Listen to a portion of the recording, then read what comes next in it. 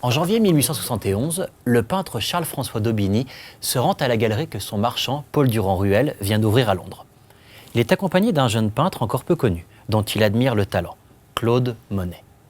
Monet a fui la guerre franco-prussienne et s'est installé dans la capitale britannique quelque temps plus tôt. Cette ville l'inspire, surtout la Tamise, qu'il représente dans la brume sur cette toile, la Tamise à Charing Cross. Mais Monet vit dans la pauvreté et d'Aubigny s'émeut de sa situation. Il a bien l'intention de convaincre Durand-Ruel d'acheter quelques toiles de son ami. Il n'aura pas à le faire longtemps. Le marchand sait reconnaître le talent du jeune peintre, dont il avait déjà repéré le travail avant la guerre.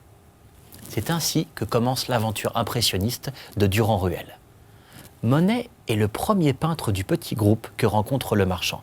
Et il dira plus tard « C'est grâce à lui que plusieurs de mes amis et moi ne sommes pas morts de faim. Ce sont là des choses que je n'oublie pas. » Monet sera toute sa vie reconnaissant Durand-Ruel, à qui il confie régulièrement dans ses lettres ses espoirs et ses doutes. Le peintre peut compter sur le soutien de son marchand pour exposer ses toiles, y compris lorsqu'il se lance dans des entreprises inédites, comme celle des séries, que nous présenterons dans la séquence sur les caractéristiques de l'impressionnisme. C'est en effet dans la galerie Durand-Ruel qu'elles seront presque toutes présentées au cours des années 1890.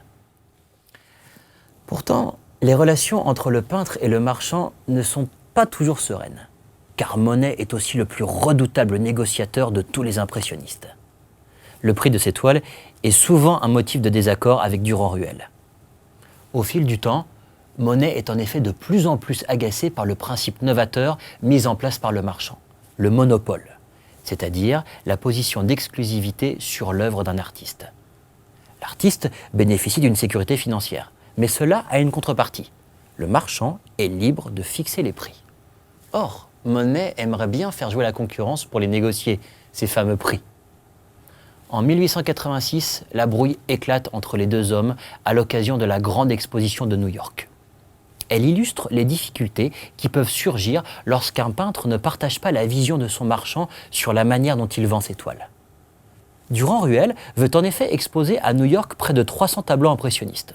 Mais Monet est réticent, car il a peur que le marchand délaisse le marché français au profit de l'Amérique. À cette époque, Monet affronte des difficultés financières et il désire pouvoir diffuser plus largement sa peinture. Pour cela, il rompt le contrat moral qui l'unissait à Durand-Ruel et traite avec son concurrent direct, Georges Petit, ainsi qu'avec Theo van Gogh, le frère du célèbre peintre. En 1889, Monet organisera une grande exposition rétrospective chez Petit, en compagnie de Rodin. Mais la brouille avec Durand-Ruel est temporaire, et le peintre reviendra vers son ancien marchand dès 1891. Revenons au début des années 1880. À cette époque, les relations entre Monet et Paul Durand-Ruel sont au beau fixe. Paul Durand-Ruel aime en effet beaucoup les toiles peintes par Monet dans sa Normandie natale. Même après s'être installé à Paris ou dans sa région, le peintre y fera en effet de fréquents séjours pour peindre le paysage normand. Au début des années 1880, il se rend à plusieurs reprises sur la côte qui s'étend entre Dieppe et Fécamp, au nord de Rouen.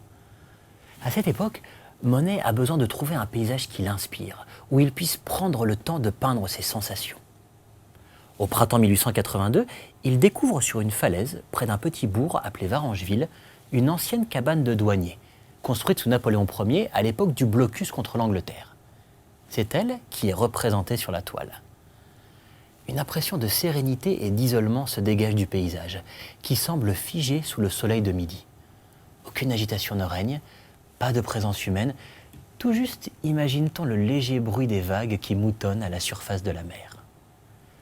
On retrouve dans cette toile plusieurs caractéristiques de la peinture de Monet, à commencer par le goût de la peinture en plein air, dont le peintre était un fervent partisan.